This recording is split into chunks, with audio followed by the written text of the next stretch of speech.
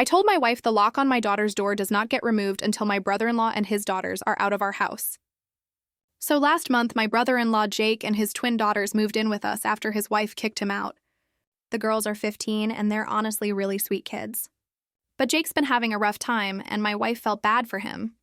I wasn't thrilled about it, but I said, okay.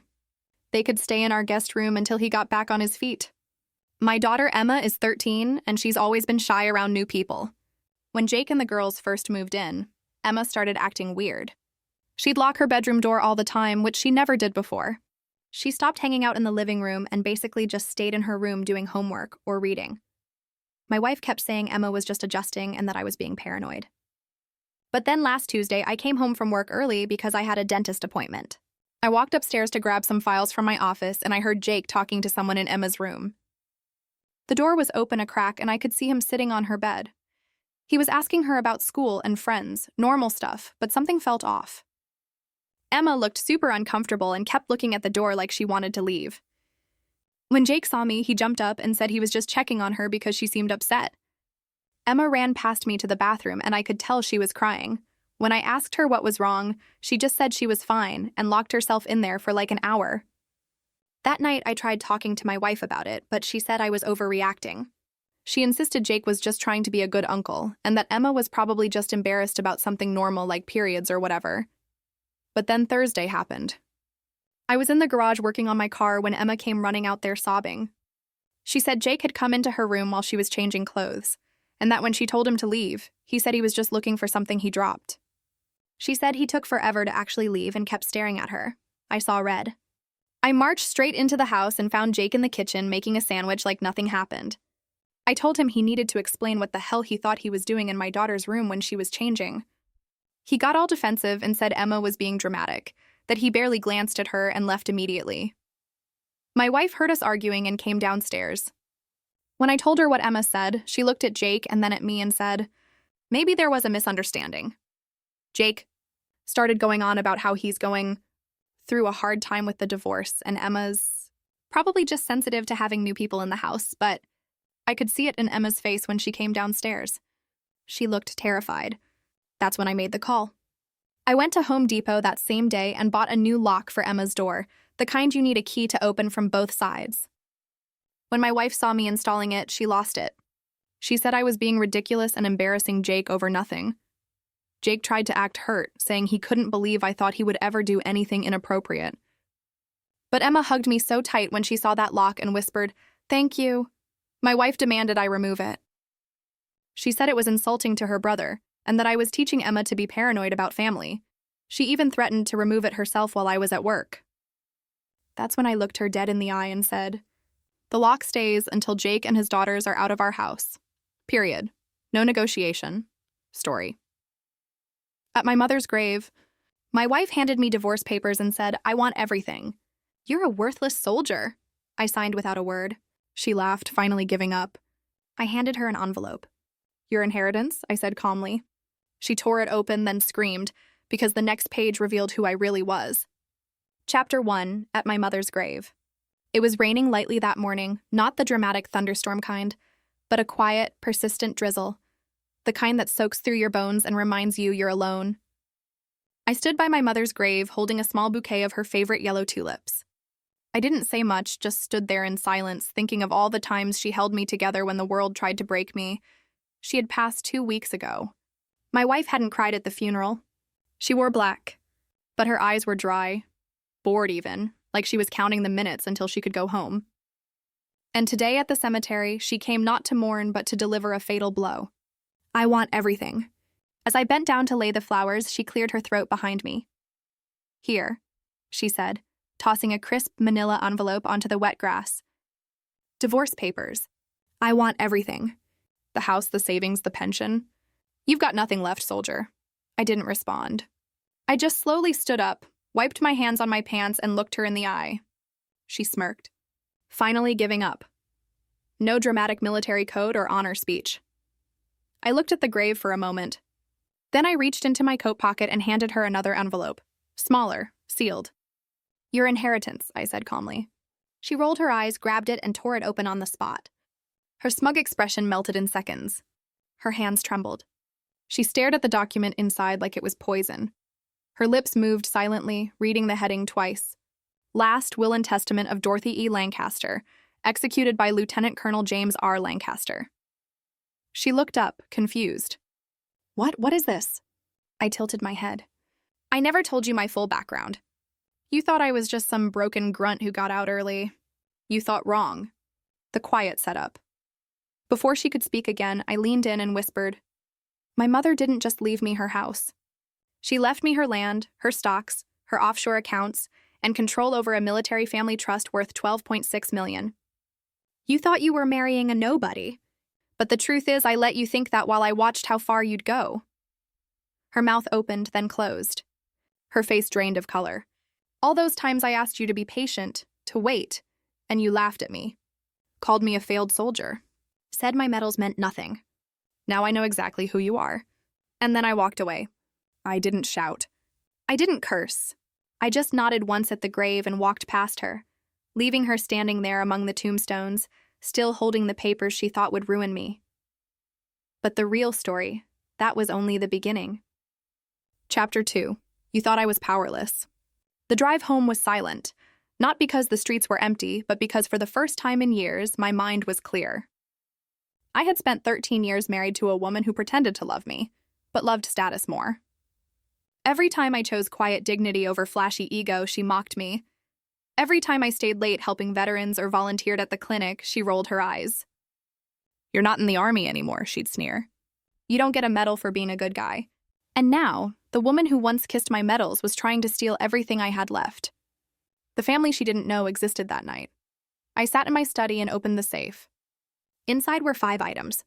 My mother's final handwritten letter, the real property deed, my military service file, the classified version, a hard drive with audio recordings, and a photo of my wife and a man she claimed she never met. My mother didn't just leave behind wealth. She left evidence. She'd always been observant, and even in her final months, she'd noticed how cold my wife had become. So she started keeping records, letters, texts, even a PI report on a man named Aaron, the same man who comforted my wife when I was overseas. I know who you've been seeing. I walked into the kitchen. She was sipping wine like nothing had happened, feet on the counter, scrolling Instagram. You didn't have to humiliate me like that, she said flatly. At least be a man and tell me to my face. I set the folder down in front of her. Oh, I plan to. She opened it lazily at first. Then she saw the photos, then the text printed out in color. The ones she swore she'd deleted. These, you had no right. You gave up your rights, I interrupted, when you brought him into our house while I was deployed, and when you made jokes about my mother's death. The blow she never saw coming. She stood up angry, deflecting. So what? You think this proves anything? You're broke. A sad soldier with no job, no future. Nobody wants a man with PTSD and a drawer full of expired medals. That's when I smiled. I reached into my back pocket and pulled out the court-stamped copy of the will, the one my mother had quietly filed before her final surgery. Correction, I said calmly.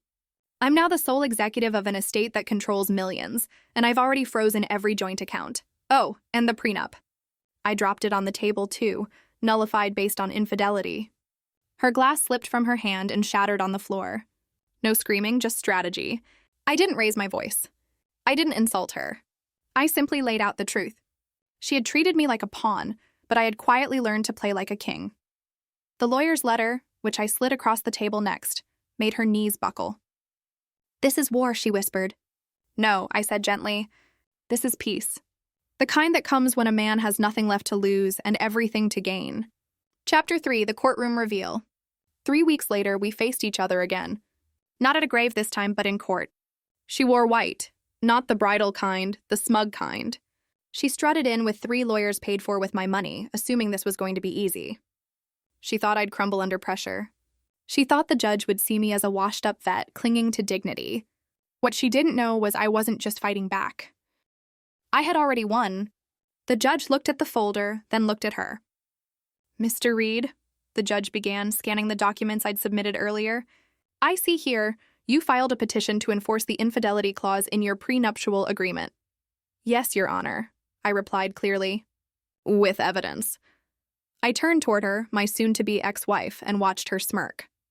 Those photos could be anyone. her lead attorney barked. This isn't solid proof. Actually, I cut in, lifting the remote. They come with audio. With a single click, the courtroom speakers played back a conversation. My wife's voice unmistakably whispering. He's out of the country. Just tell your wife we're at a business dinner.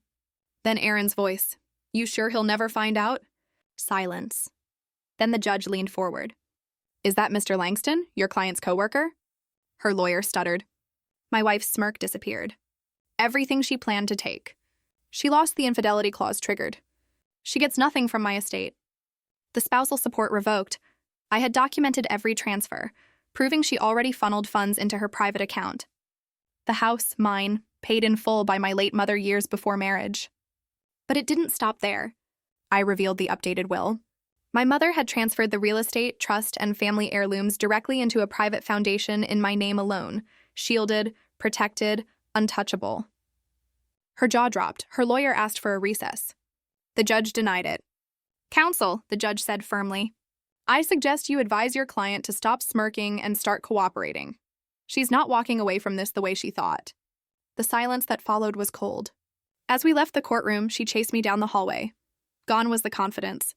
Gone was the venom. You don't have to do this, she said. We can split things fairly. You don't want to ruin me, right? I paused. You ruined yourself the moment you decided love wasn't enough, and that greed was more fun. Then I handed her one final envelope. Inside was a photo, a picture of my mother holding the deed to the house, smiling. On the back, my mother had written in her neat, sharp cursive, Let the snake shed its skin. My son will know when to strike. Chapter 4, The Collapse. The courtroom loss wasn't just legal. It was loud. By the next morning, it was everywhere. Local headlines read, Decorated veteran exposee's wife's betrayal and divorce court bombshell. The news picked it up because of one detail I hadn't shared. Who I really was.